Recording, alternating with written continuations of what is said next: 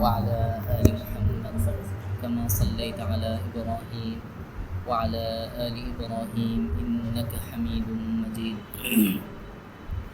اللهم بارك على محمد وعلى آل محمد كما باركت على إبراهيم وعلى آل إبراهيم إنك حميد مجيد الحمد لله نحمده ونستعينه ونستغفره ونؤمن به ونتوكل عليه ونعوذ بالله من شرور أنفسنا ومن سيئات أعمالنا من يهده الله فلا مضل له ومن يضلله فلا هادي له ونشهد أن لا إله إلا الله وحده لا شريك له ونشهد أن محمدا عبده ورسوله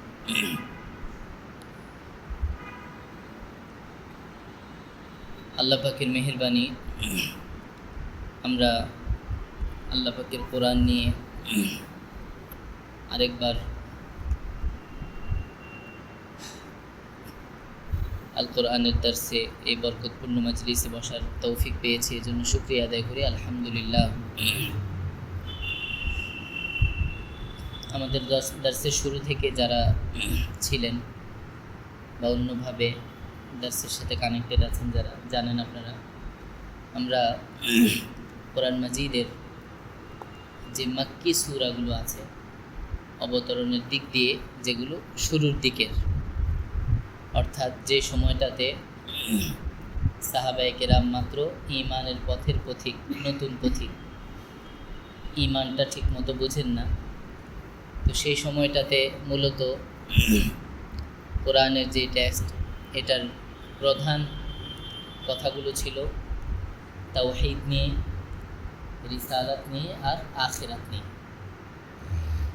এটাই হচ্ছে আসলে ইসলামের মূল পয়েন্ট। এটার বেসটা সর্বপ্রথম ঠিকঠাক করে তারপরে অন্যান্য বিধানগত বিষয়াবলী, মাদানী যে সূরাগুলো আছে মদিনায় নবীজি হিজরতের পরে যেগুলো নাজিল হয়েছে, সেখানে পর্যায়ক্রমে আলোচনা করা হয়েছে। তা আমাদের বর্তমান সময়ে পারিপার্শ্বিক অনেক কিছুর প্রেক্ষিতে আমাদের সবচেয়ে বড় ঝুঁকির মুখে যেটা আছে সেটা হলো আমাদের ঈমান। সেজন্য আমরা চিন্তা করেছি যে আমরা কোরআন নাজিলের যে ধারাবাহিক ক্রম আছে সে অনুযায়ী মাক্কি সূরাগুলো দিয়ে আমরা আলোচনা শুরু করি ধারাবাহিকভাবে, যাতে আমাদের ঈমানের ঘাটতিগুলো অন্তত ঠিকঠাক হয়ে যায়। ঈমান যদি ঠিক হয়, আমরা তো চেষ্টা তো করবো আমল পরিপূর্ণ করার জন্য, তারপরেও আমলে যদি একটু ঘাটতি হয়ে যায়, ঈমান থাকার কারণে আশা করা যায় ইনশাআল্লাহ আল্লাহ পাক মাফ করে দেবে। কিন্তু আমলগুলো সব ঠিকঠাক করে নিলাম, আক্কাতারের মুসল্লি হয়ে গেলাম, কিন্তু ঈমানের অবস্থা কাহিল, তাহলে তো আমার অবস্থা হাশরের ময়দানেও কাহিল হয়ে যাবে। তো আল্লাহ পাক রব্বুল আলামিন যেন আমাদের যে নিয়ত আছে সেই নিয়তটুকু আল্লাহ পাক সঠিকভাবে বাস্তবায়ন করার তৌফিক দান করেন, আমাদের ঈমানের ঘাটতিগুলো আল্লাহ পাক পরিশুদ্ধ করার তৌফিক দান করেন। তা আমাদের প্রথম যে সূরাটি আমরা আলোচনা করেছিলাম সেটি ছিল সূরাতুল ফাতিহা। যদিও অবতরণের দিক দিয়ে সূরাতুল ফাতিহা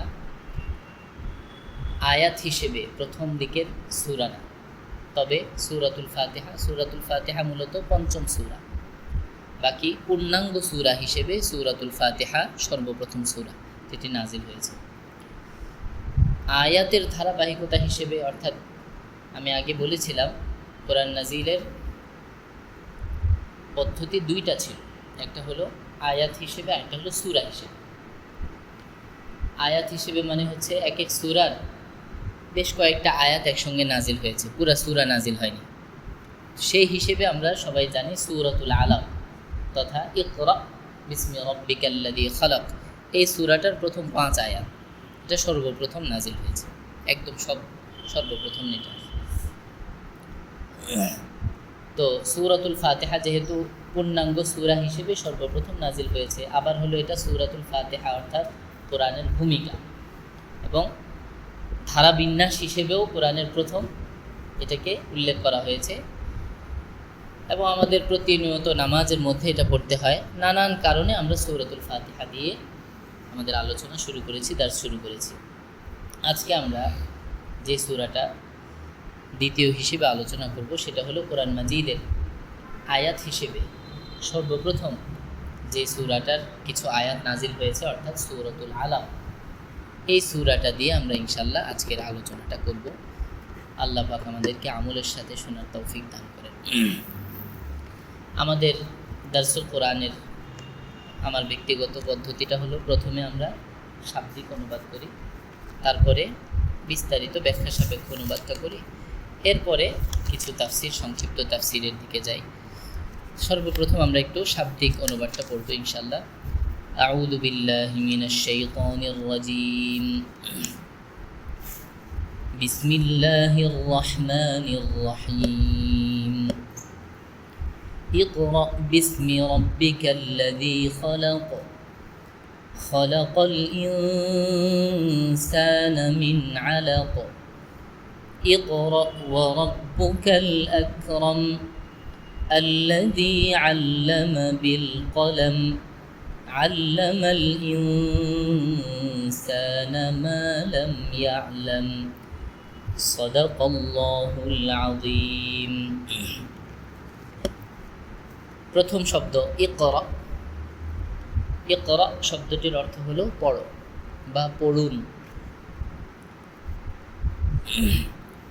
বি, কোরআন মাজিদের মধ্যে বা একটা হরফ, এই হরফটা অনেক জায়গায় ব্যবহার হয়। এটাকে আরবি ব্যাকরণিক ভাষায় বলা হয় হারফুল জার। এটার অর্থ অনেক রকমই হয়, দ্বারা, সাথে। বা শব্দের সাথে একটা ইসিম যুক্ত হয়েছে, শব্দ যুক্ত হয়েছে, শব্দটা হলো ইসম। তো বা মানে হলো দ্বারা, সাথে। ইসমুন মানে হচ্ছে নাম। তো বিসমি মানে হচ্ছে নামের সাথে। ইকরা বিসমি নামের সাথে পড়ো। কার নাম সামনে আসছে? রব্বিকা। রব্বুন মানে তো রব, প্রতিপালক। এটার বেশ কয়েকটা অর্থ আছে। তো পারিভাষিক যে অর্থগুলো সেগুলো সব একসাথে বলা তো সম্ভব না, আমরা এই জন্য শর্টকাটে রবই বলি। রব শব্দটার অনুবাদ রবই বলি, রব। রব্বিকা, কা এটা একটা সর্বনাম, আরবিতে বলে দমির। কা মানে হলো তোমার। রব্বিকা তোমার বা আপনার রব। বিসমি রব্বিকা হলো আপনার রবের নামের সাথে। বিসমি রব্বিকা আপনার রবের নামের সাথে। আল্লাযী যিনি, খলাক সৃষ্টি করেছেন। পুরোটা অর্থ দাঁড়ালো ইকরা বিসমি রব্বিকাল্লাযী খলাক। পড়ো তোমার রবের নামে যিনি সৃষ্টি করেছেন। খলাক আবার যিনি সৃষ্টি করেছেন আল ইনসানা মানুষকে। মিন মানে হলো থেকে। আলাক, আলাক শব্দের অর্থ হলো রক্তপিণ্ড, জমাট রক্ত। জমাট রক্ত এটাকে বলা হয় আলাক। পুরোটা অর্থ দাঁড়ালো খলাকাল ইনসানা মিন আলাক, যিনি মানুষকে জমাট রক্ত থেকে সৃষ্টি করেছেন। ইকরা আবার পড়ুন বা পড়ো। ওয়া এবং রব্বুকা তোমার রব বা আপনার রব, আল আকরম সর্বাধিক সম্মানিত, সবচেয়ে সম্মানের অধিকারী। আল আকরম সবচেয়ে সম্মানের অধিকারী। আল্লাযী যিনি, আল্লামা শিক্ষা দিয়েছেন, তালিম দিয়েছেন, বিল কলম, বি এই যে বা হরফটা আবার এসছে, দ্বারা, সাথে। এখানে দ্বারা দিলে, দ্বারা অর্থ তুললে সুন্দর হয়, মিলে। বিল কলম কলম দিয়ে। তাহলে আল্লাযী আল্লামা বিল কলম যিনি শিক্ষা দিয়েছেন কলম দিয়ে। আল্লামা আবার যিনি শিক্ষা দিয়েছেন আল ইনসানা মানুষকে, মা তা যা, লাম ইয়ালাম সে জানত না বা সে জানেনি। আল্লামাল ইনসানা মা লাম ইয়ালাম তিনি মানুষকে শিক্ষা দিয়েছেন তা যা সে জানেনি বা জানত না। এই 5টা আয়াত নিয়ে আমরা ইনশাল্লাহ আজকে আলোচনা করব। বিস্তারিত মূল অনুবাদটা কি দাঁড়ালো, শুধু অনুবাদটা শুরু থেকে পড়ি আমরা। পড়ুন আপনার রবের নামে, অথবা পড়ো তোমার রবের নামে, যিনি সৃষ্টি করেছেন মানুষকে জমাট রক্ত থেকে। পড়ো বা পড়ুন, আর আপনার রব অতি সম্মানিত বা সবচেয়ে বেশি সম্মানের অধিকারী, যিনি কলম দিয়ে সৃষ্টি করেছেন, কলম দ্বারা শিক্ষা দিয়েছেন, যিনি কলম দ্বারা শিক্ষা দিয়েছেন মানুষকে তা যা সে জানতো না বা জানেনি। অনুবাদের দুইটা ধারা আমরা শেষ করলাম। এবার আমরা আমাদের সংক্ষিপ্ত যে তাফসীর সেদিকে চলে যাই। সর্বপ্রথম তাফসীরের ক্ষেত্রে আমরা আলোচনা করব এই পৃথিবীতে সর্বপ্রথম আসলে সভ্যতা এবং জ্ঞান চর্চার যে ধারার সূচনা হয়েছে, এটা কিভাবে সূচনা হলো, কার হাত ধরে, কাদের মাধ্যমে সূচনা হলো, এটা একটা প্রশ্ন। এই প্রশ্নের উত্তরের আলোকে আমরা সামনের দিকে যাব। প্রথম পয়েন্টটা বুঝে আসছে? প্রথম পয়েন্টটা হলো, আমরা একটু ইতিহাস থেকে সামান্য একটু দেখব, লম্বা চড়া, এটা অনেক বড় আলোচনার বিষয়, আপনারা হয়তো পড়ে থাকবেন, নিজেরাও অধ্যাপনায় আছে। তো আমরা খুব সংক্ষিপ্ত করে একেবারেই এই ওহী, কোরআনের এই প্রথম ওহীটা নাজিল হওয়ার একেবারেই আগের মুহূর্ত, যে সময়টা পার হচ্ছিল তখন, ওই সময়টাতে পৃথিবীর অবস্থাটা কি ছিল, একেবারে কোরআন নাজিলের আগের আপডেট অবস্থাটা কি ছিল, তাহলে তো বোঝা যাবে যে কিসের মাধ্যমে আসলে পৃথিবীর সভ্যতা এসছে, পৃথিবীতে জ্ঞানের চর্চাটা কোত্থেকে শুরু হয়েছে। সামান্য একটু আমরা পর্যবেক্ষণ করলে আশা করি ধারণাটা হয়ে যাবে। কোরআন আমাদের প্রিয় নবীজি সাল্লাল্লাহু আলাইহি ওয়াসাল্লামের উপর নাজিল হয়েছে খ্রিস্টবর্ষ হিসেবে 610 খ্রিস্টাব্দে। আমাদের নবীজির খ্রিস্টবর্ষ হিসেবে জন্ম ছিল 570 খ্রিস্টাব্দে, তাই তো? নবীজি নবুয়ত পেয়েছেন নবীজির কত বছর বয়সে? 40 বছর বয়সে। তো 570-এর পরে 40 বছর হিসেব করলে কত হয়? 610 খ্রিস্টাব্দ। তো নবীজি সাল্লাল্লাহু আলাইহি ওয়াসাল্লামের উপর সর্বপ্রথম ওহী এসেছে কত বছর বয়সে? খ্রিস্ট বছর 610 খ্রিস্টাব্দে। এই যে 610 খ্রিস্টাব্দ, এর আগ পর্যন্ত পৃথিবীতে অনেকেই তো অনেক রকমের দাপট দেখিয়েছে। একেবারে সেই সময়টাতে পৃথিবীতে দাপট ছিল কাদের? খ্রিস্টানদের। সেই সময়টাতে পৃথিবীতে দাপট ছিল খ্রিস্টানদের, সবচেয়ে বেশি দাপট ছিল। এই যে খ্রিস্টানদের অবস্থা তখন, তারা আসলে শিক্ষা দীক্ষার ক্ষেত্রে ততদিন পর্যন্ত কি করতে পেরেছিল, কোন পর্যায়ে তারা ছিল, খুব ছোট্ট করে আমরা একটু সে কথাটা আলোচনা করি।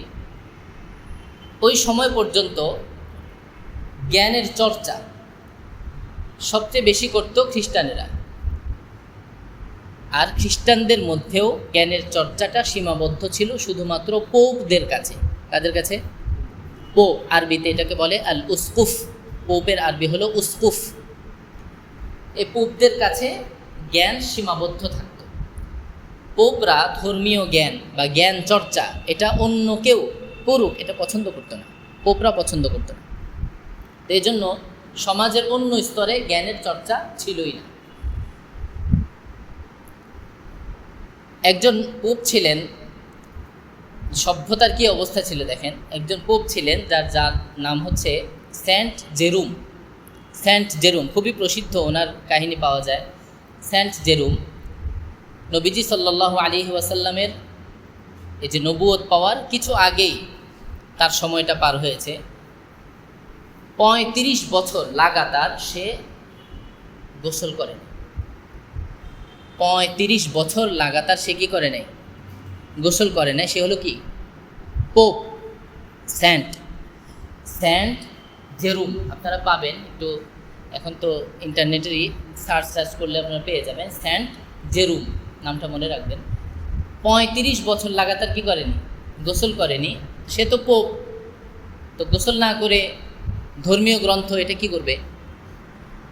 এই যে শাহাদাত আঙ্গুলের ডগাটা আছে না, এই ডগাটার মধ্যে একটু পানি লাগাতো, লাগিয়ে এটা দিয়ে সে ওই ধর্মীয় গ্রন্থ, এটা মানে পৃষ্ঠা উল্টানোর প্রয়োজন হলে উল্টাতো বা স্পর্শ করতো, এই আঙ্গুলের ডগায় শুধু কি একটু পানি লাগাতো আঙ্গুলের ডগায়, আর পুরা শরীর কি নাপাক।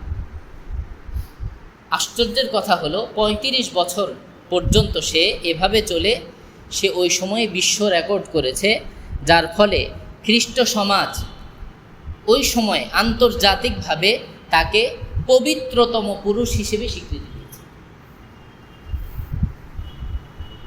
কথা কি বুঝতে পেরেছেন আপনি? সভ্য জাতি, এখন তো খুব বড় বড় কথা বলে না, তো এরা ছিল সভ্য জাতি। আমি শুধু মানে দুই একটা কথা আপনাদেরকে শুধু বোঝানোর জন্য, লম্বা চড়া আলোচনার দিকে যাওয়া যাবে না।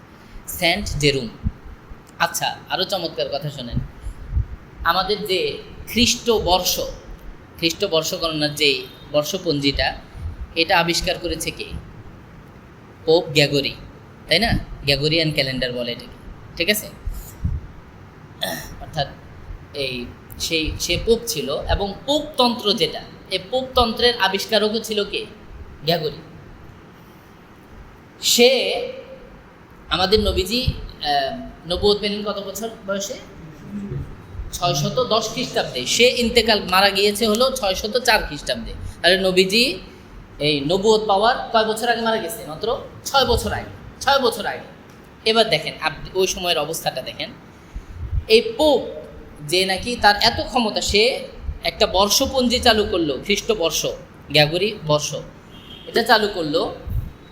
তার এত পাওয়ার ছিল, এত ক্ষমতা ছিল, সে ওই সময়ে পুরা খ্রিস্ট সমাজ ব্যবস্থাকে যদি আখেরাতে নাজাত পেতে চায়, আসমানি ধর্ম তো তারা আসমানি ধর্মের অধিকারী, সে বলেছে যে যদি সবাই আখেরাতে নাজাত পেতে চায় তাহলে সবাইকে ধ্যান করতে হবে। কী করতে হবে?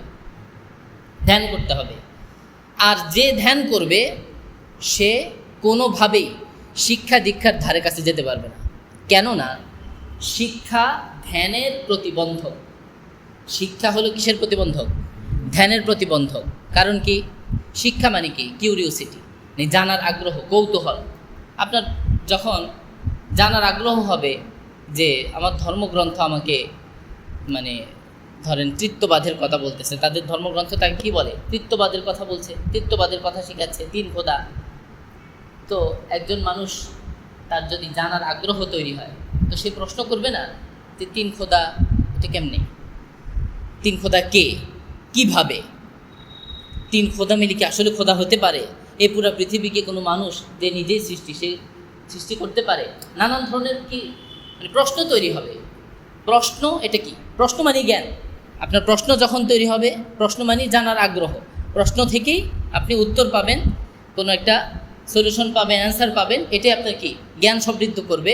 তো সে বলল যে ধ্যান করার ক্ষেত্রে জ্ঞান এটা কি প্রতিবন্ধক। কি যে ধ্যান করবে সে তো সফল হতে পারবে, কিন্তু যে ধ্যান করবে তার জন্য শর্ত হলো সে জ্ঞানের ধারে কাছে যেতে পারবে না। তাহলে সে ধ্যান আর জ্ঞান দুইটাকে প্রতিবন্ধক হিসেবে দাঁড় করালো। আপনি পড়েন, এগুলা স্পষ্ট আছে, তাদের ইতিহাসের কিতাবের মধ্যে আছে, বইয়ের মধ্যে আছে। সে ধ্যান আর জ্ঞানকে কি করলো বলেন? প্রতিপক্ষ হিসেবে দাঁড় করালো।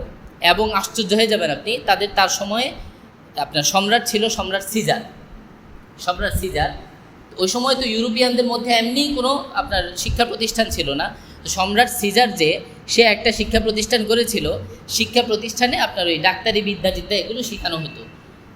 এই পোপ গ্যাগরি সে তার নির্দেশনা দিয়ে এই শিক্ষা প্রতিষ্ঠানটাকে ধ্বংস করে দিল। এই প্রতিষ্ঠানে কী করলো? ধ্বংস করে দিল। কেননা এই শিক্ষা প্রতিষ্ঠান তাদের ধ্যানের কি প্রতিবন্ধক, ধ্যানের প্রতিবন্ধক। আর ধ্যানের প্রতিবন্ধক মানে সে আখেরাতে সাকসেস হতে পারবে না। তার বক্তব্য এটা। কবের কথা বললাম এটা? সে ইন্তেকাল করেছে কখন? আমাদের নবীজির 604 খ্রিস্টাব্দে, অর্থাৎ আমাদের নবীজির নবুয়ত পাওয়ার মাত্র কত? 6 বছর আগে। এই হলো তখনকার অবস্থা। খ্রিস্ট সমাজ যারা তখনকার পুরা পৃথিবীকে কি করে? প্রতিনিধিত্ব করে, পুরা পৃথিবীতে তাদের দাপট। তো তাদের শিক্ষার অবস্থা হচ্ছে কি এরকম।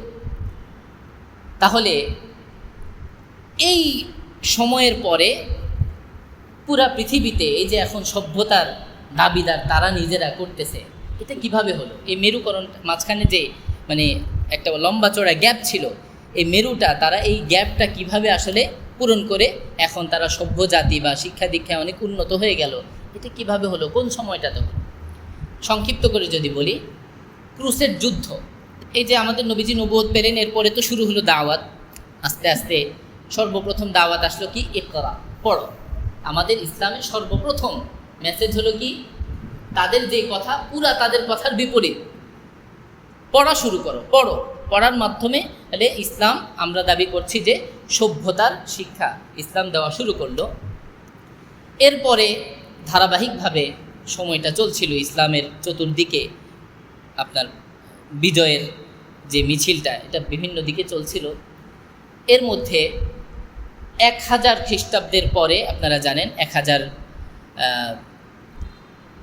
কত খ্রিস্টাব্দে এই শুরু হলো ক্রুসেড?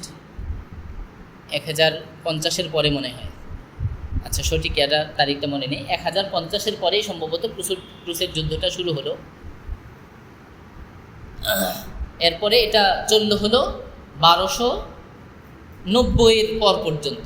1290-এর পর পর্যন্ত এই আপনার ক্রুসেড যুদ্ধটা পৃথিবীর ইতিহাসে সবচেয়ে দীর্ঘমেয়াদী লম্বা যুদ্ধ। এটা চললো কত সন থেকে? 1000 সনের পর থেকে, 1096, মাশাআল্লাহ, 1096 থেকে শুরু হলো। আর শেষ হলো কবে?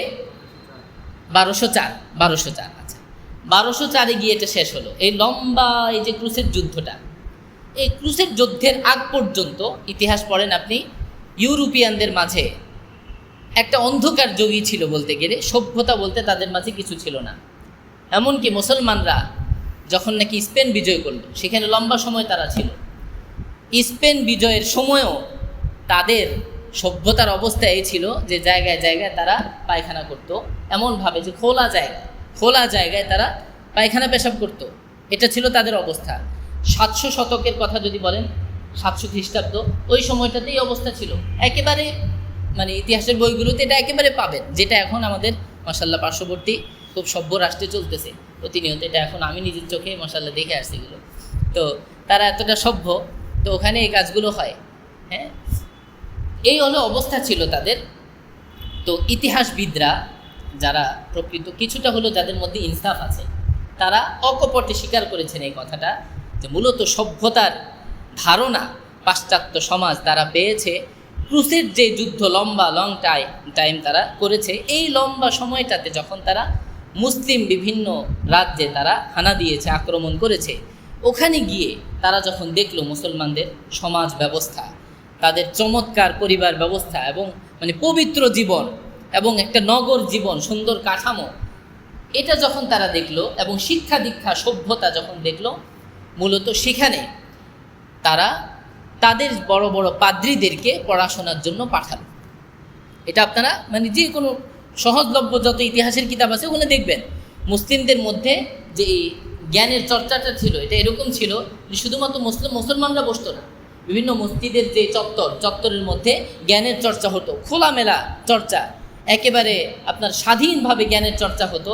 বিভিন্ন ধর্মের মানুষজন সেই জ্ঞানের মধ্যে, সেই জ্ঞানের আসরে তারা বসতো, অংশগ্রহণ করতো, কোনো প্রশ্ন কেউ করতো না, উন্মুক্ত, একদম উন্মুক্ত ছিল। এভাবে যখন ক্রুসেড যুদ্ধটার মধ্যে তারা বিভিন্ন মুসলমানদের বিভিন্ন অঞ্চলে তারা আক্রমণ করলো, সেখান থেকে মূলত তারা সভ্যতার যে ধারণাটা তারা পেয়েছে এবং ওখান থেকে তারা এটা নিয়ে তাদের যে সমাজ ব্যবস্থা, সেখানে সভ্যতার সর্বপ্রথম চিত্রায়ন করেছে। তাহলে বলেন, সর্বপ্রথম সভ্যতা এবং জ্ঞান চর্চার যেই আপনার ছকটা, এটা কোত্থেকে নিল তারা? মুসলিমদের কাছ থেকে।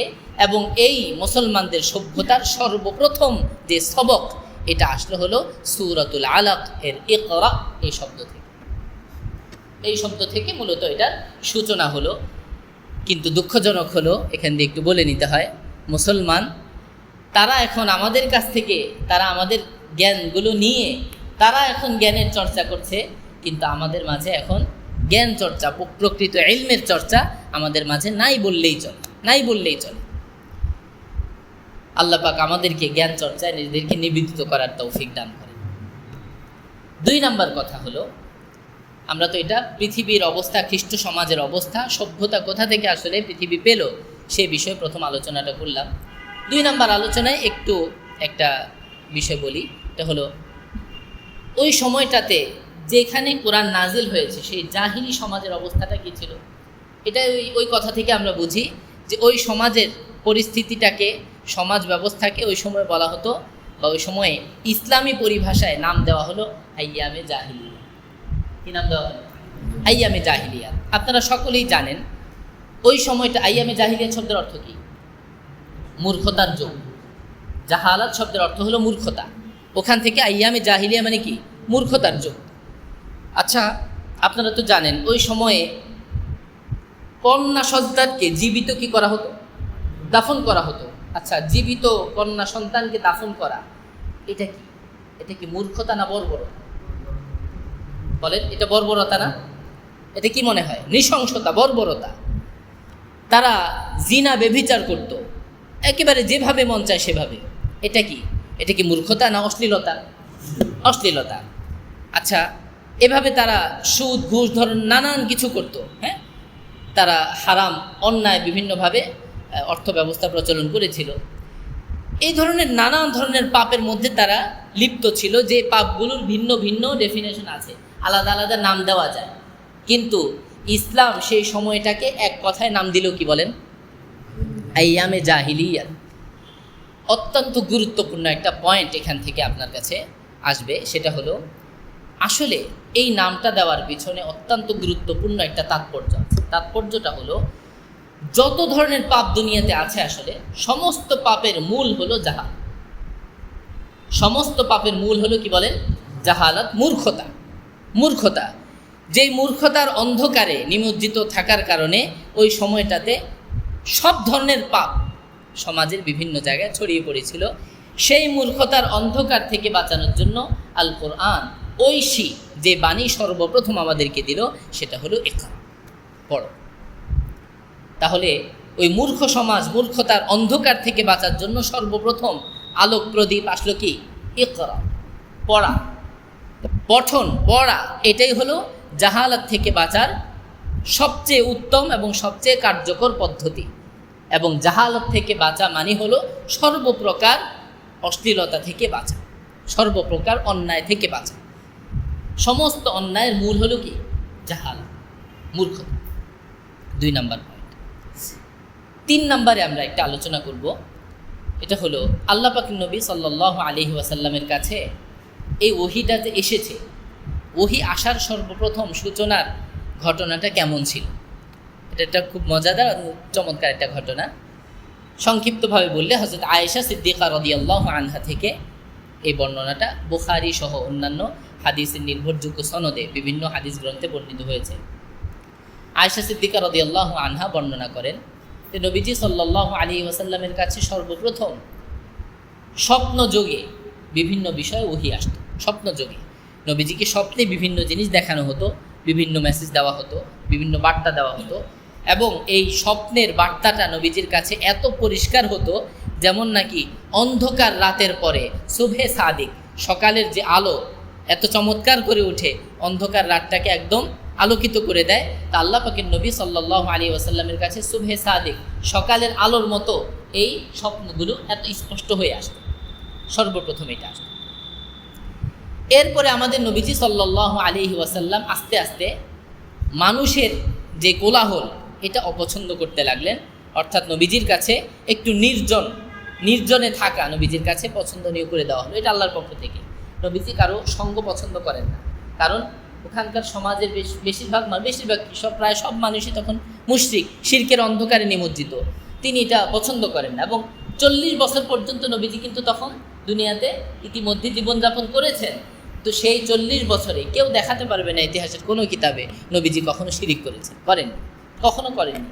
তো এই সময় পর্যন্ত গিয়ে নবীজির বয়স যখন নাকি 36 বছর, এই সময়টাতে গিয়ে নবীজি সাল্লাল্লাহু আলাইহি ওয়াসাল্লাম নির্জনতা পছন্দ করতে লাগলেন। নবীজি মানুষের কোলাহল পছন্দ করেন না। উনি চলে গেলেন কোথায়?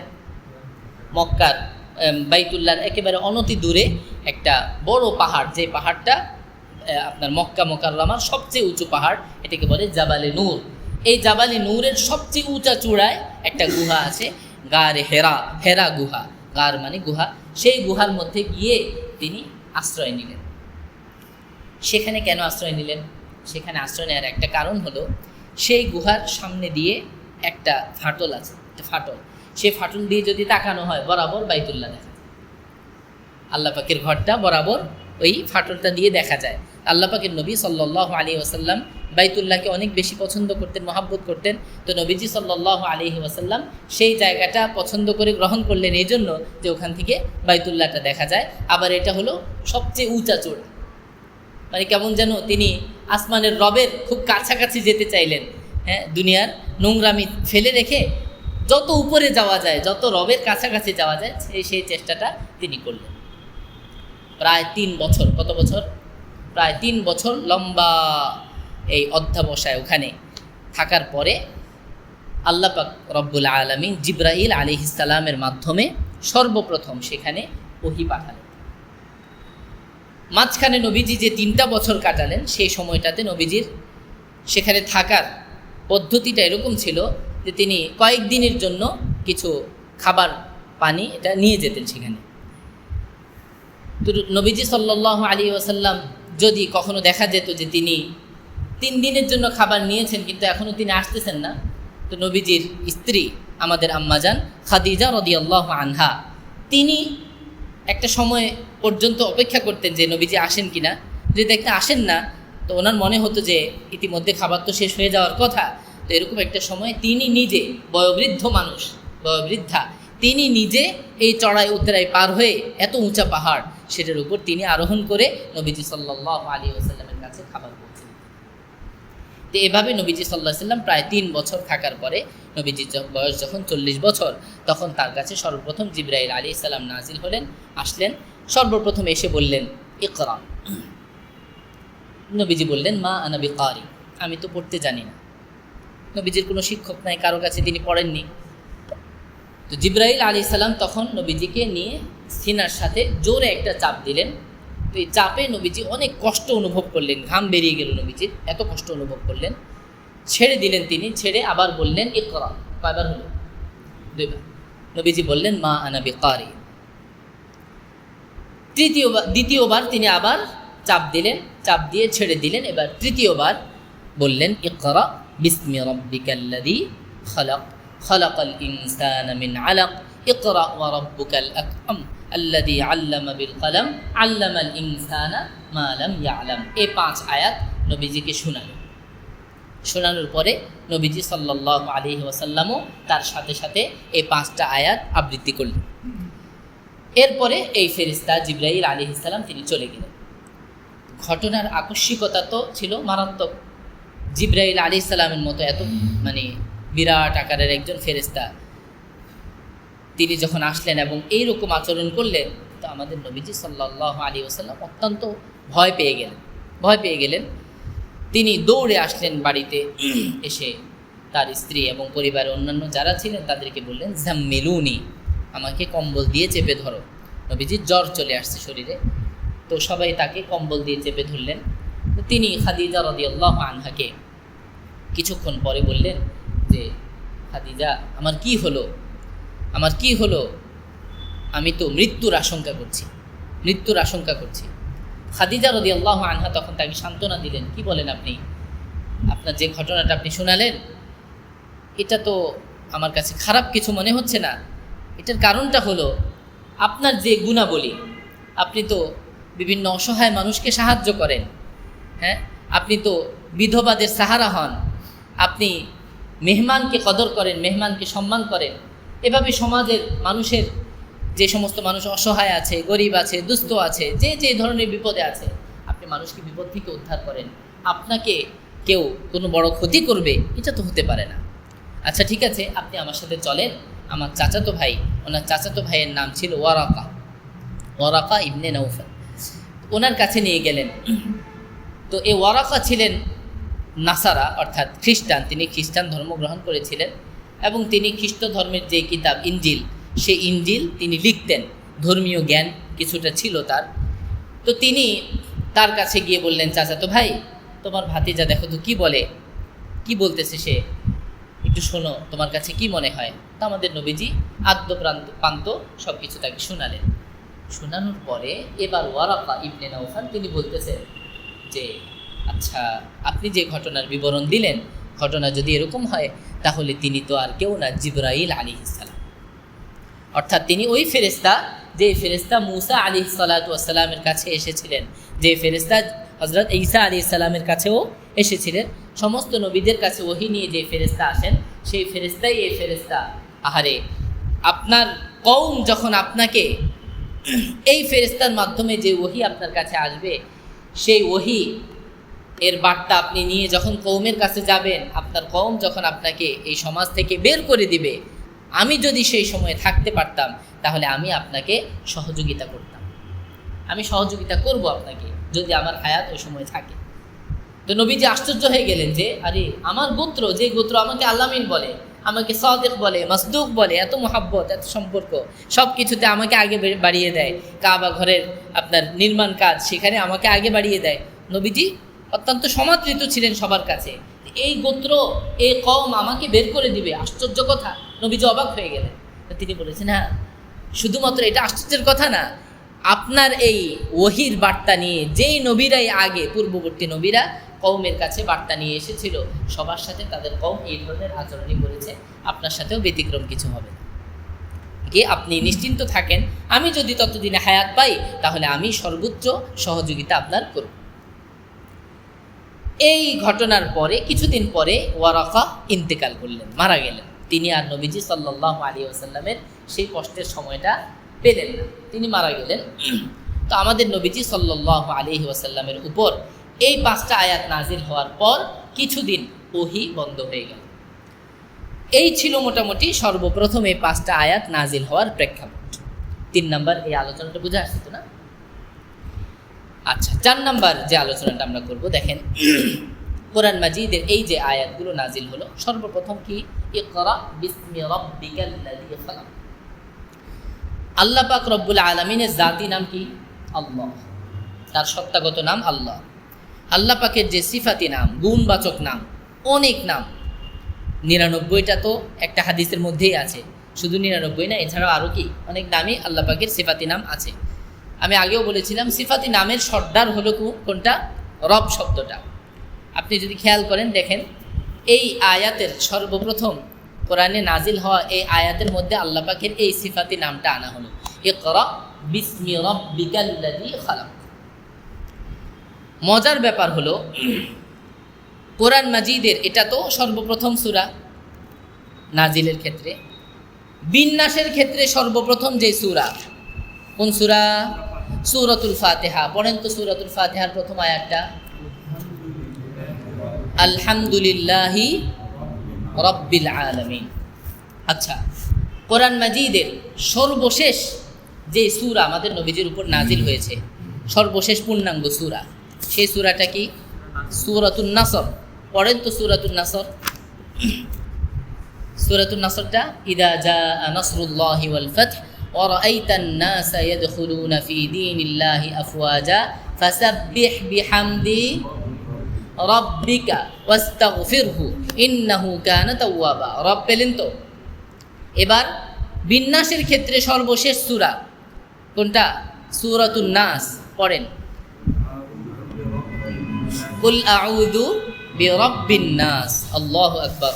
তা আল্লাহ পাক রব্বুল আলামিন চমৎকার একটা বিন্যাস দিলেন। এটা কি এমনি এমনি? আল্লাহ পাকের কোরআনের এই যে হিকমতগুলো, এগুলো এমনি এমনিতেই না।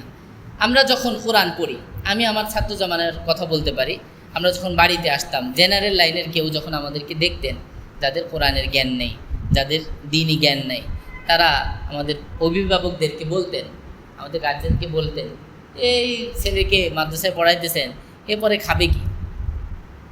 কথা বুঝেন নাই? খাবে কি, করবে কি, কাজ কি করবে? কথা বুঝছেন না? আপনি অন্য কোনো শিক্ষা দীক্ষা অর্জন করান, তাকে অন্য জেনারেল লাইনে দেন বা অন্য কাজটা শেখান, যেগুলো করে সেই খেতে পারে। এইরকম নানান প্রশ্ন। এটা এখনও যারা মাদ্রাসার লাইনে বা দিনই শিক্ষা অর্জন করে, দিনই শিক্ষার মাধ্যমে তা আসলে উপার্জন করা যায় না, দিনই শিক্ষার মাধ্যমে করা যায় না। হ্যাঁ, আমাদের মাদ্রাসাগুলোতে আমরা তো পড়ায় তো টাকা নেই, এটা কেন নেই এটা ভিন্ন মাসালা, এটা মূলত দিনই শিক্ষার বিনিময় না, এটা বিনিময় না। আচ্ছা, কোরআনের বিনিময় কি মাসে 10,000 টাকা? বলেন, এটা বিনিময় হতে পারে? সর্বোচ্চ জ্ঞানের যে কিতাব, এই কিতাবের বেতন তো কখনো এটা হতে পারে না। তো এটা বেতন না, এটা অন্য মাসালা, এটা মূলত সময়ের বিনিময় দেওয়া হয়, এবং ইমামতি যারা করেন এটাও সময়ের বিনিময় দেওয়া হয়, এটা অন্য মাসালা। তো মূলত এটা কি নয়, এটা বিনিময় না। আল্লাহ পাক রব্বুল আলামিন মূলত এই যে প্রত্যেকটা আপনার কোরআনের শুরু এবং শেষ আল্লাহ পাকের গুরুত্বপূর্ণ এই সিফাতি নাম দিয়ে আল্লাহ পাক শুরুও করলেন আবার শেষও করলেন। আপনাদের মনে আছে আমি রব শব্দটা নিয়ে আগে আলোচনা করেছিলাম। রব শব্দের বেশ কয়েকটা অর্থ আছে না? কি কি অর্থ আছে বলেন তো? রব শব্দের অর্থ সৃষ্টিকর্তা, তারপরে রক্ষাকর্তা, এরপরে রিজিকদাতা, বিধানদাতা। আল্লাহ পাক যেন আমাদেরকে সান্ত্বনা দিয়ে বলছেন কোরআন মাজিদের শুরু এবং শেষ রব দিয়ে। আল্লাহ পাক যে রবের উপর আমার আস্থা, আমার বিশ্বাস নিয়ে আমি কোরআন মাজিদ পড়া শুরু করলাম এবং শেষ করলাম, সেই রব তিনিই হলেন আমার রিজিকদাতা, তিনিই আমার রক্ষাকর্তা। আমার রিজিক দেওয়ার জন্য আমি যদি কোরআন পড়ি, আমার রিজিক দেওয়ার জন্য দুনিয়ার অন্য কোনো মানুষের প্রয়োজন নাই, অন্য কোনো কাজের প্রয়োজন নাই। এই ইলমের সাথে জড়িত থাকলে আল্লাহ পাক অন্য কোনো মাধ্যমে হলেও আমার রিজিকের ফয়সালা ব্যবস্থা ইনশাআল্লাহ অবশ্যই করে দেবে, ইনশাআল্লাহ হালালভাবে ইজ্জতের সাথে করবে। কথা বুঝে আসছে? এবং আল্লাহ পাক রব্বুল আলামিন এই কোরআনের মাধ্যমে এই মেসেজও দিলেন রব শুরুতেও শেষেও, যে আল্লাহ পাক রব্বুল আলামিন আমার রক্ষার জন্য আল্লাহ পাক অন্য কোনো ব্যবস্থা কোনো না কোনোভাবে ইনশাল্লাহ করে রাখবেন। হয়তো আমি চাক্ষুষভাবে দেখবো না, আমার কোনো প্রটোকল থাকবে না, কেউ আমাকে হয়তো চারপাশ দিয়ে ঘেরাও করে নিয়ে যাবে না, কিন্তু আসলে কেউ না কেউ কী করে রাখবে ইনশাল্লাহ, সার্বক্ষণিক ঘেরাও করে রাখবে। এবং এটার কথাটা আল্লাহ পাক রব্বুল আলামিন এই কোরআন নাজিলের একেবারে শুরুর দিকে একটা আয়াত আমাদের নবীজি সাল্লাল্লাহু আলাইহি ওয়াসাল্লামকে নাজিল করে শুনিয়ে দিলেন, আল্লাহু ইয়াসিমুকা মিনান নাস। আল্লাহ পাক রব্বুল আলামিনই আপনাকে মানুষ থেকে হেফাজত করবেন, আপনার আলাদা প্রটোকলের প্রয়োজন। কথা বুঝে আসছে? তাহলে কোরআন যখন আমরা পড়ি বা আমরা পড়ব, আলহামদুলিল্লাহ এখানে তো আপনারা কোরআনের শিক্ষার্থী হিসেবে এসেছেন, আমিও তালিবুল ইলম হিসেবে এসেছি, এবং এটা আমি যখন কোরআনের তালিবুল ইলম মনে করব নিজেকে, এতে আমার অনেক ফায়দা, অনেক উপকার, দুনিয়া ও আখিরাতের অনেক উপকার। যতক্ষণ পর্যন্ত আমি এই কথাটা মনে করতে পারবো ততক্ষণ পর্যন্ত আমার অনেক উপকার। এটা আলোচনা করতে গেলে লম্বা সময়ের ব্যাপার। শুধু একটুক যদি বলি যে আমি আল্লাহ পাকের রাস্তায় আছি। কোথায় আছি? ফি সাবিলিল্লাহ। আল্লাহ পাকের নবী সাল্লাল্লাহু আলাইহি ওয়াসাল্লাম বলেছেন, মান খারাজা ফি তালাবিল ইলমি ফাহুয়া ফি সাবিলিল্লাহি হাত্তা ইয়ারজিআ। ইলম তলবের জন্য, কোরআনের জ্ঞান হাসিলের জন্য যে ব্যক্তি বেরিয়ে গেল, যতক্ষণ সে ফিরে না আসে ততক্ষণ সে আল্লাহর রাস্তায় আছে। আল্লাহর রাস্তায় থাকার অর্থ কি? আল্লাহর রাস্তায় থাকার অর্থ হলো এখানে আপনি যতক্ষণ আছেন ততক্ষণ আল্লাহ পাকের রাস্তায় থাকার সওয়াব তো হবেই, আবার যদি আপনি মারা যান শাহাদাতের মৃত্যু। সোজা কথা, শাহাদাতের মৃত্যু। আচ্ছা, এটা বলার পরে আর কোনো ফজিলত বলার প্রয়োজন হয়? ফজিলত আরও অনেক আছে, আমি মনে করি একটু বলার পরে আর কিছু বলার প্রয়োজন, আর কিছু বলার প্রয়োজন। তাহলে যারা নাকি মাদ্রাসায় পড়ে বা মাদ্রাসায় পড়তে ইচ্ছুক, আমরা যারা পড়ছি মাশাআল্লাহ, এবং এই যে এখানে আমরা তলবে ইলমের জন্য, ইলম অন্বেষণের জন্য এসেছি, ইনশাআল্লাহ রিজিকের জন্য আমাদের টেনশন করার প্রয়োজন নাই। যে রবের নাম দিয়ে আমরা শুরু করলাম কালাম, এবং যে রবের নাম দিয়ে আমাদের কালাম শেষ হচ্ছে, সেই রবের সান্ত্বনামূলক ঘোষণা আমাদের জন্য ইনশাআল্লাহ, বুশরা বিশারাত আমাদের জন্য সুসংবাদ। ইনশাআল্লাহ সেই রব আমাদের রিজিকের দুয়ার বন্ধ করবেন না, কোনো না কোনোভাবে রিজিকের ব্যবস্থা আল্লাহ পাক করে দেবেন। 4 নাম্বার যে কথাটা আমরা এখন বললাম সেটা হলো রব কেন্দ্রিক আলোচনা। ইকরা বিসমি রাব্বিকাল্লাযী খালাক খালাকাল ইনসানা মিন আলাক। 2 নম্বর আয়াত, খালাকাল ইনসানা মিন আলাক, তিনি মানুষকে আলাক থেকে সৃষ্টি করেছেন। আলাক শব্দের অর্থ কি বলেছিলাম? জমাট রক্ত। অনেক আলোচনা এখানে আছে, একটা আলোচনা আপনাদেরকে ধরে দেই। চিকিৎসা বিজ্ঞানে আপনারা জানেন, চিকিৎসা বিজ্ঞান এটা মানুষের বিভিন্ন বিষয় নিয়ে তো আলোচনা করে, বিভিন্ন নিয়ে পড়াশোনা করে। এই ক্ষেত্রে গবেষণা করতে গিয়ে যেমনিভাবে মানুষ নাস্তিক হয়, আবার তেমনি অনেকে আস্তিকও হয়, ঈমানদারও হয়।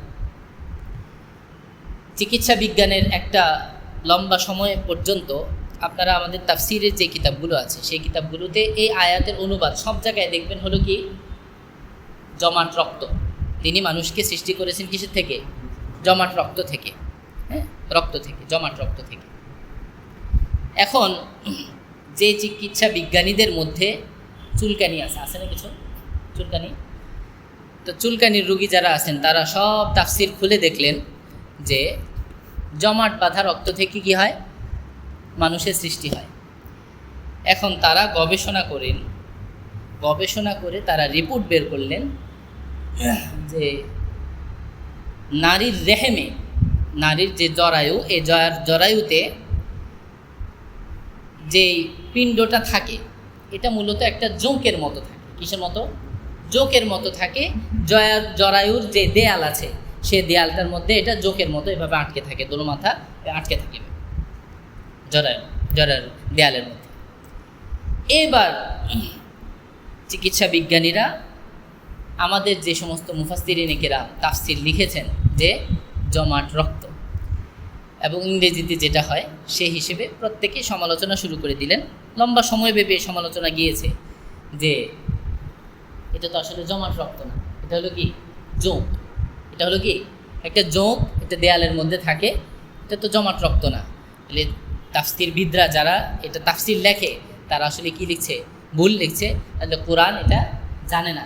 আল্লাহ পাক যিনি এই কোরআন পাঠালেন উনি আসলে জানেন না। শুধু এই কোরআন আসলে আল্লাহ পাকের কাছ থেকে আসে নাই। আল্লাহ পাকের কাছ থেকে আসলে উনি তো জানতেন এটা আসলে যোগ ছিল, উনি যোগ বলতেন। চমৎকার একটা ঘটনা ঘটলো একটা গুরুত্বপূর্ণ কিতাব লেখার পরে। যে কিতাবটা আরও অনেক আগের ঘটনা বলছি আপনাদেরকে। কিতাবের নাম হলো লিসানুল আরব। আমাদের আরবি ভাষার সবচেয়ে নির্ভরযোগ্য অভিধান গ্রন্থ হচ্ছে কি? লিসানুল আরব। এরপরে লিসানুল আরবের পরে আপডেট যে সমস্ত অভিধানগুলো এসছে সেই অভিধানগুলোর মধ্যে পরবর্তীতে লিসানুল আরবের আদলে পরিবর্তন করা হয়েছে। লিসানুল আরবের মধ্যে মানে তারা অনেক দিন যাবত খুঁজতেছিলেন, খুঁজতে লিসানুল আরবে গিয়ে দেখেন যে আরবি ভাষায় সুপ্রাচীন কাল থেকে আলাক শব্দের একটা অর্থ তো কি জমাট রক্ত, সুবহানাল্লাহ, পাশাপাশি আরেকটা অর্থ সুপ্রাচীন কাল থেকে ব্যবহার হয়ে আসছে জোঁক। আলাক শব্দেরই আরেকটা অর্থ কি? জোঁক। লিসানুল আরবের মধ্যেই সর্বপ্রথম গবেষণায় এটা বেরিয়ে আসলো যে আলাকের আরেকটা অর্থ কি আছে? জোঁক আছে। তো লিসানুল আরবের ওই ইয়াটা বের হওয়ার আগ পর্যন্ত তারা সব ঘাটাঘাটি করে দেখলেন যে সব জায়গায় তো কি লেখা? জমাট রক্ত লেখা। তো সেই হিসেবে তাদের গবেষণার সাথে কি হচ্ছে না? মিল খাচ্ছে না।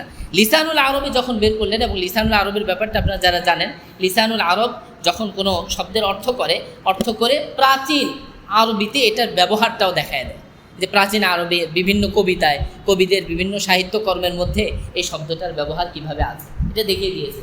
তার মানে কোরআন মাজিদ নাজিল হওয়ার আরও কি অনেক আগ থেকে এই আলাক শব্দটার অর্থ কি আসে? যোগ হিসেবে আসে। এখন আপনি দেখেন তো, আচ্ছা যোগের প্রকৃতি কি? যোগ করে কি? যোগ কি করে? দুইটা মাথা শরীরের মধ্যে লাগায় দিয়ে রক্ত চুষে খায় না? রক্ত খায় কিনা? এটা মোটামুটি একটা রক্তের মতোই। এই জন্য আপনি যখন এখানে লবণ ছিটিয়ে দেন, এটি কি হয়? যোগ মারা যায় না? ওই যোগ আসলে ওইটা একদিকে আসলে জমাট রক্তের একটা রূপ। যোগ হিসেবেও এটাকে বলা যায়, আবার জমাট রক্ত হিসেবেও বলা যায়।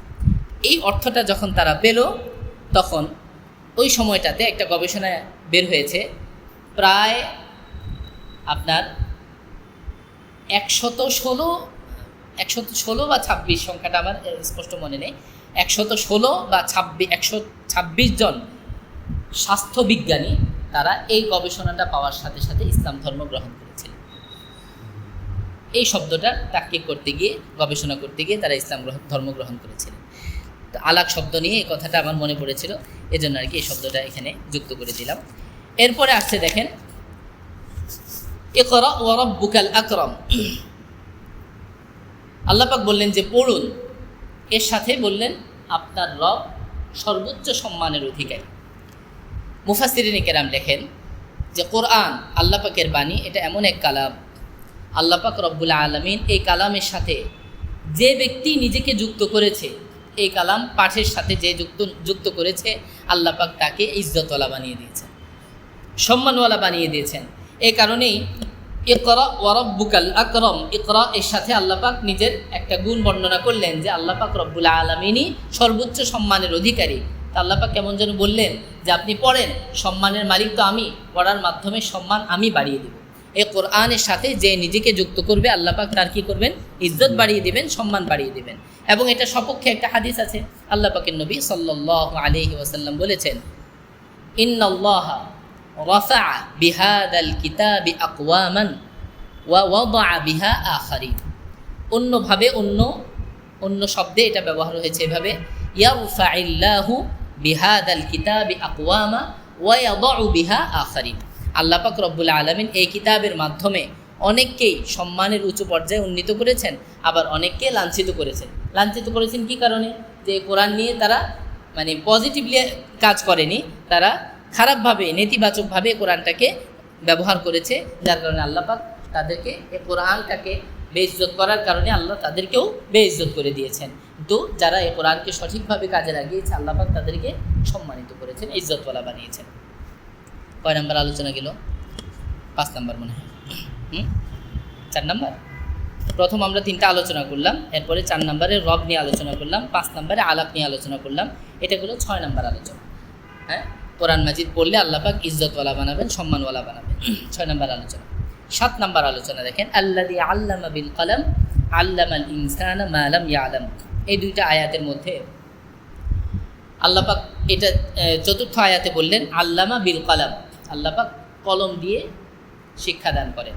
এরপরের আয়াতে বললেন আল্লামাল ইনসানা মা লাম ইয়ালাম, মানুষ যা জানে না আল্লাহ পাক সেই জ্ঞানও মানুষকে দান করেন।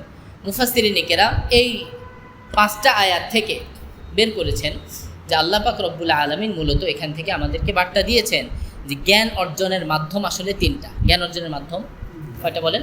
জ্ঞান অর্জনের মাধ্যম 3টা। 1 নাম্বার পড়ার মাধ্যম, জ্ঞান অর্জনের একটা মাধ্যম হলো পড়া। 2 নাম্বার জ্ঞান অর্জনের আরেকটা মাধ্যম হলো লেখা। 3 নাম্বার জ্ঞান অর্জনের আরেকটা মাধ্যম হলো ঐশীভাবে, এটাকে বলা হয় ইলমে লাদুন্নি, আল্লাহ পাক প্রদত্ত ইলম, ঐশী ইলম আল্লাহ পাক রব্বুল আলামিন কাউকে কাউকে দিয়ে দিতে পারেন কোনো গুণের কারণে, কোনো ভালো কাজের কারণে। ঐশী ইলম, ইলহামি ইলম, আল্লাহ পাক কাউকে ইলহাম দিয়ে কোনো জ্ঞানের অধিকারী করে দিতে পারেন। আল্লামাল ইনসানা মা লাম ইয়ালাম, এখান থেকে এই দলিলটা পাওয়া যায়। এছাড়া সূরাতুল কাহফের মধ্যেও এই দলিলটা পাওয়া যায়। আল্লাহ পাক রব্বুল আলামিন হযরত খিজির আলাইহিস সালামকে ইলমে লাদুন্নি দান করেছেন। কি দান করেছেন? মিল্লাদুনকা ইলমা। আল্লাহ পাক রব্বুল আলামিন তার নিজের পক্ষ থেকে তাকে ইলমে লাদুন্নি দান করেছেন, এটার কথা সূরাতুল কাহফের মধ্যে বর্ণিত হয়েছে। তাহলে ইলম অর্জনের, জ্ঞান অর্জনের মাধ্যম কয়টা? 3টা। এবং দেখেন কোরআন মাজিদের সূরাতুল প্রথম সূরাটা হলো সূরাতুল আলাক, এবং চমৎকার ব্যাপার হলো 2য় নাম্বার যে সূরা, সেই সূরা হলো সূরাতুল কলম। 29 নাম্বার পারায় আছে সূরাতু আল কলম। তাহলে একদিকে হলো পড়া, আরেকদিকে হলো কি লেখা। লেখা পড়া এই 2টার মাধ্যমে আমাদের ইলমে ওহী, কোরআনের সর্বপ্রথম ওহী আল্লাহ পাক নাজিল করলেন, এর মাধ্যমে আমাদের কি বার্তা দিলেন? যে লেখা পড়ার মাধ্যমেই আসলে এই অন্ধকার সমাজের সমস্ত অন্ধকার দূরীভূত করা সম্ভব। তবে শর্ত হলো কি? বিসমি রাব্বিকাল্লাযী খলাক পড়তে হবে। কাকে স্মরণ করে?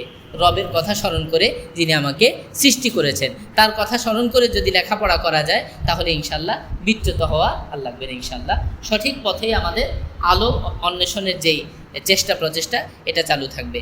আর যদি আল্লাহ পাককে ভুলে গিয়ে, আমার রবকে, আমার স্রষ্টাকে ভুলে গিয়ে যদি লেখাপড়া করা হয়, সেই লেখাপড়ার মাধ্যমে প্রকৃত আলো আসবে। তাহলে এখান থেকে আমরা জ্ঞান অর্জনের কয়টা মাধ্যম জানলাম? 3টা মাধ্যম জানলাম। কয়টা বিষয় গেল? 7টা বিষয়। 7টা, এটা নিয়ে 7টা বিষয়। 8 নাম্বার বিষয় আমরা আলোচনা করি। আমাদের নবীজি সাল্লাল্লাহু আলাইহি ওয়াসাল্লামের উপর এই কোরআন যখন নাজিল হয়েছে, দেখেন এই ইলম অর্জন করা এত সহজ কথা না। এই ইলম এটা এমনি এমনি চলে আসে না, ইলমের জন্য একটু চেষ্টা প্রচেষ্টা করা লাগে। আমি আজকে বিশেষভাবে বলেছিলাম যারা মাশাআল্লাহ কোরআন শেখার জন্য চেষ্টা করছেন, আমাদের আজকের দর্শা বিশেষভাবে তাদের জন্য ইলম অর্জনের জন্য কি করতে হয় বলে? চেষ্টা প্রচেষ্টা করতে হয়। ইমাম মালিক রাহিমাহুল্লাহকে আপনারা চিনেন, নাম শুনেছেন, প্রসিদ্ধ বড় ইমাম ছিলেন তিনি, তার জামানার শ্রেষ্ঠ ইমাম ছিলেন। তো তিনি একটা কথা বলেছেন, আল ইলমু লা ইউতিকা বা'দাহু হাত্তা তু'তিয়াহু কুল্লাকা। যে ইলম তোমাকে তার সামান্য অংশও দিবে না যতক্ষণ না তুমি তাকে তোমার পুরোটা না।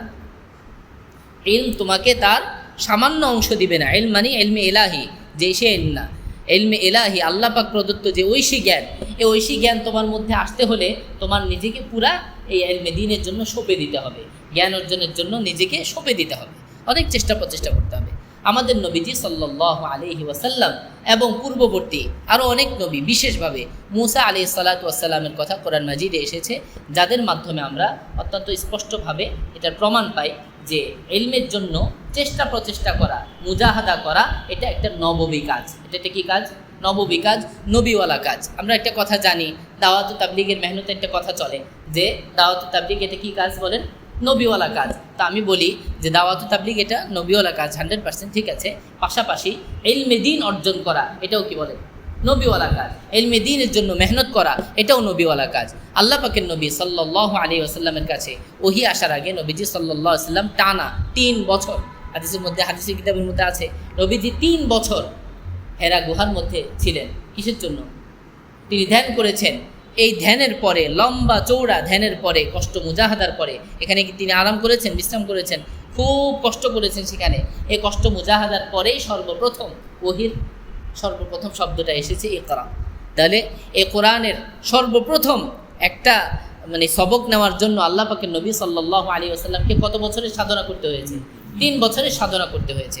এবং সূরাতুল কাহফের মধ্যে চমৎকার একটা আলোচনা আছে মূসা আলাইহিস সালাতু ওয়াস সালামের। মূসা আলাইহিস সালাতু ওয়াস সালাম খিজির আলাইহিস সালাম বা খদির আলাইহিস সালাম, ওনার সাথে যে একটা ইলমি সফর ছিল আপনারা জানেন, সেই ইলমি সফরের মধ্যে চলতে গিয়ে তিনি একটা জায়গায় বলেছেন যে ক্বালা মূসা লিফাতাহু লা আবরাহু, আমি থামবো না, হাত্তা আবলুগা মাজমাআল বাহরাইনি আও আমদিয়া হুকুবা, যতক্ষণ না 2 সমুদ্রের মিলন স্থলে আমি গিয়ে পৌঁছব, অথবা এই 2 সমুদ্রের মিলনস্থলে পৌঁছার জন্য আমি প্রয়োজনে শত শত বছর আমি চলতেই থাকবো, আমি থামবো না। আচ্ছা, এই যে থামবেন না, এটার উদ্দেশ্য কি? উদ্দেশ্য হলো ইলম অর্জন করা। আল্লাহ পাক রব্বুল আলামিন তাকে ওহীর মাধ্যমে জানিয়েছেন যে তার চেয়েও বড় ইলমওয়ালা, এমন ইলম যে ইলম তিনি জানেন না, এমন অনেক বড় ইলমওয়ালা একজন মানুষ দুনিয়াতে আছে। তো তার কাছ থেকে যদি ইলম হাসিল করতে হয় তাহলে তাকে কী করতে হবে? 2 সমুদ্রের মিলনস্থলে যেতে হবে। তো তিনি তখন প্রতিজ্ঞা করলেন, কিসের জন্য? এই ইলম শিক্ষার জন্য। যে ইলম তার কাছে নাই, সেই ইলম শেখার জন্য তিনি প্রতিজ্ঞা করলেন যে আমি চলতেই থাকবো, ওই 2 সমুদ্রের মিলনস্থলে পৌঁছার জন্য চলতেই থাকবো, প্রয়োজনে শত শত বছর চলতে আমি রাজি আছি, তবু আমি আমার চলা থামাবো না। আল্লাহু আকবার।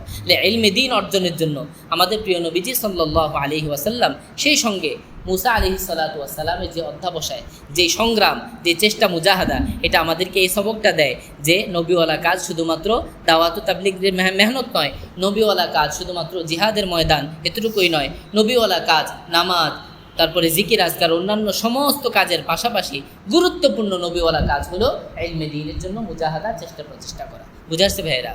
তাহলে আমরা যদি যারা তলবে ইলমের জন্য, ইলম অর্জনের জন্য চেষ্টা প্রচেষ্টা করছি, নিঃসন্দেহে এটা আমরা বলতে পারি হলফ করে যে আমরা নবীওয়ালা কাজ করছি। এই কথাটা মনে করে যদি আমরা ইলম অর্জনের জন্য যাই, ইনশাআল্লাহ সিনাটা বড় হবে, সাহস বাড়বে, কলিজাটা বড় হয়ে যাবে ইনশাআল্লাহ। কি বলেন? আমরা যারা দ্বীনের জন্য চেষ্টা করছি, ইলমের জন্য চেষ্টা করছি, আমরা কি করছি বলেন? নবীওয়ালা কাজ করছি, নিঃসন্দেহে নবীওয়ালা কাজ করছি। নবীজি সাল্লাল্লাহু আলাইহি ওয়াসাল্লাম মেহনত করেছেন, এর আগে নবীরা মেহনত করেছেন ইলমের জন্য, আমরাও সেই মেহনতের একজন অন্যতম সারথি, একজন সঙ্গী হলাম। আচ্ছা, কয় নাম্বার আলোচনা গেল? 8 নাম্বার আলোচনা। 8 নাম্বার আলোচনায় কি বললাম আমরা? ইলমে দ্বীনের জন্য সংগ্রাম মুজাহাদা করা, এটা নবীওয়ালা কাজ।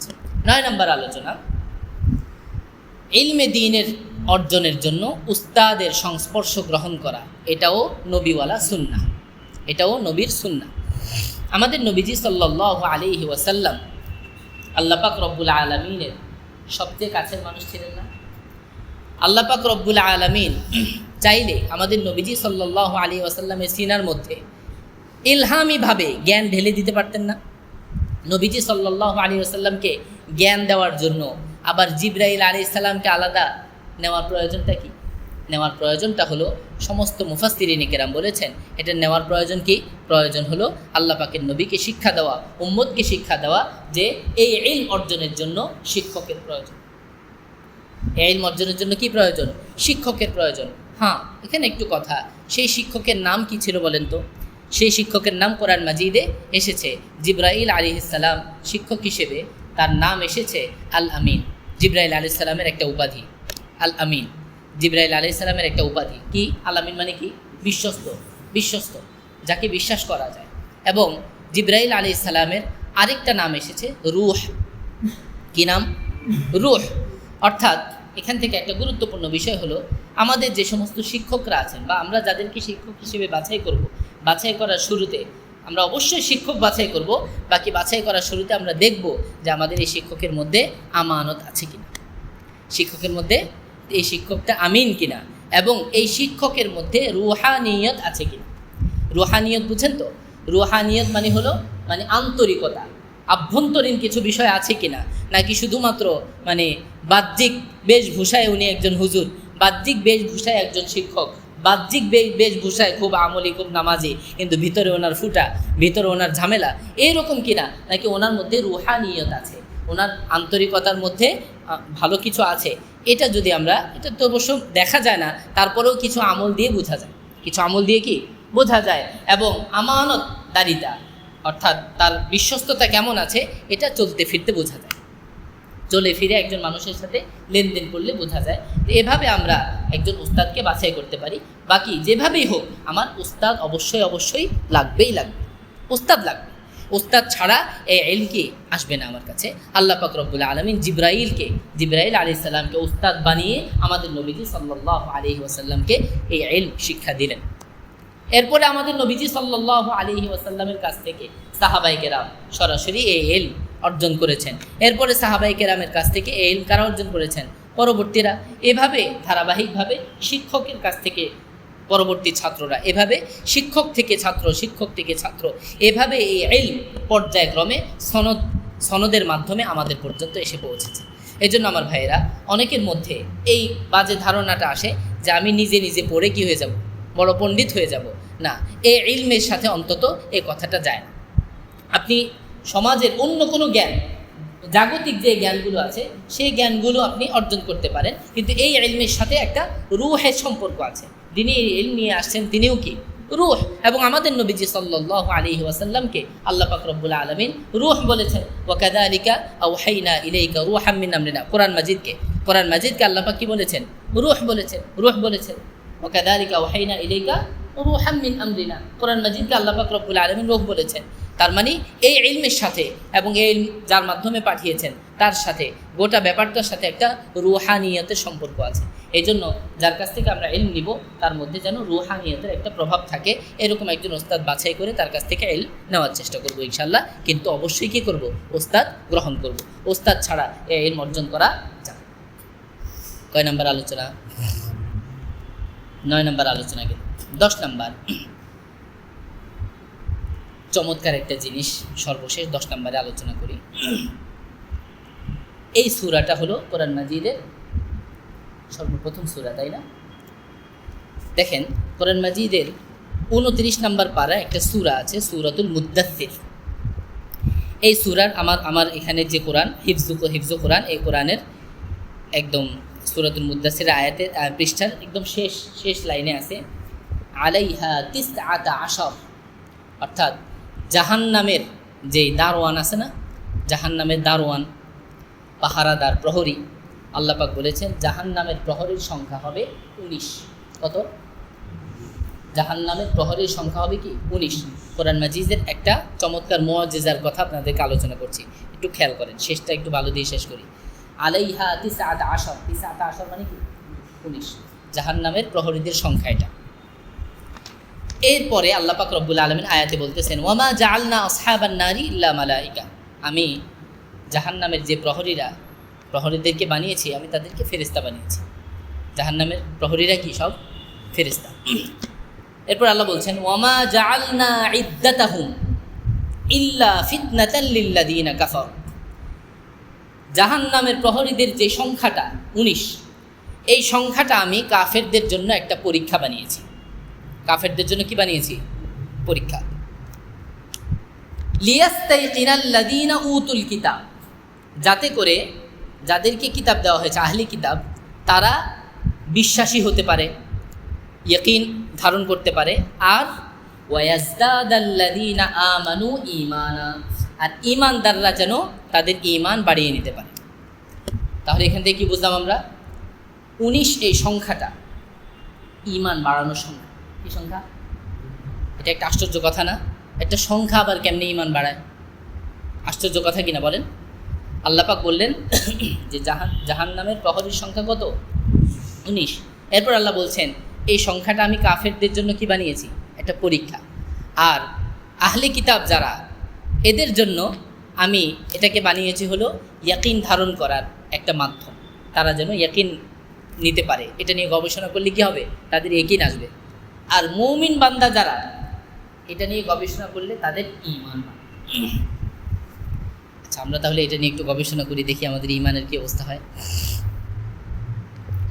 আল্লাহ পাক রব্বুল আলামিন যে এই কথাটা বললেন, তার মানে বোঝা গেল 19 এই সংখ্যাটা একটা গুরুত্বপূর্ণ সংখ্যা। এই সংখ্যাটার সাথে আমাদের ঈমানের একটা গুরুত্বপূর্ণ সম্পর্ক আছে। এই সংখ্যাটা নিয়ে কোনো একটা ভাবে গবেষণা করলে আমাদের ঈমান কি করা যাবে? বাড়ানো যাবে। এবার আপনারা আমাদের সূরাটার মধ্যে আসেন। আমার মন চাচ্ছে আপনাদের কাছে যদি কোরআনটা থাকতো একটু আমি দেখাইতাম। আচ্ছা, কোরআন মাজিদের এই সূরাটা যে নাজিল হয়েছে, এর তারা সর্বপ্রথম এই সূরার আয়াতগুলো, এই সূরার আয়াতগুলো আসার আগে আরেকটা আয়াত নাজিল হয়েছে। কি আয়াত বলেন তো? হ্যাঁ, বিসমিল্লাহির রহমানির রহিম। আমার সাথে আপনারা গুনেন। এখানে বা গুনেন কত?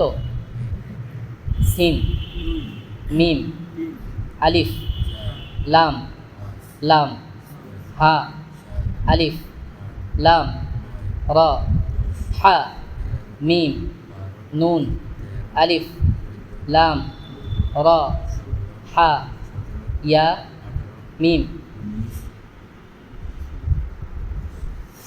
সর্বপ্রথম আয়াত কত হরফ? 19 হরফ। এবার আমরা এখানে আসেন, এদিকে আসেন। এই যে সূরাতুল আলাক, সূরা আলাক, সর্বশেষ আয়াতের সংখ্যাটা দেখেন তো কত? 19 আছে? হ্যাঁ, সূরাতুল আলাকের আয়াত সংখ্যা হলো 19। আল্লাহু আকবার। আচ্ছা, এই সূরাটার মধ্যে যে শব্দ সংখ্যা আছে, একটু মোবাইল নেন। শব্দ সংখ্যা হলো 76টা। কয়টা? শব্দ সংখ্যা হলো 76। মানে প্রায় জিনিসের মধ্যে আপনি 19 মিলাইতে পারবেন। 19কে 4 দিয়ে ভাগ করলে কত হয়? 19কে 4 দিয়ে ভাগ করেন।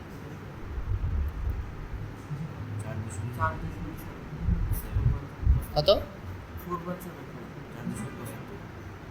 4 দিয়ে ভাগ করলে না,